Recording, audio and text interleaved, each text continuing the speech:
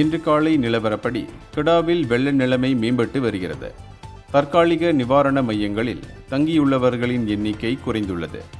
இருப்பினும் பேராக்கில் வெள்ளத்தால் பாதிக்கப்பட்ட 26 பேர் இன்னும் வீடு திரும்ப முடியாமல் நிவாரண மையங்களில் தங்கியுள்ளனர்.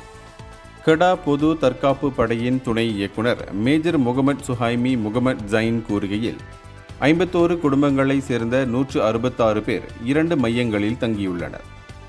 இதில் எஸ்கே லங்காரில் 109 பேர், மேலும் பொக்கோ சேனா பல்நோக்கு மண்டபத்தில் 55 பேர் உள்ளனர்.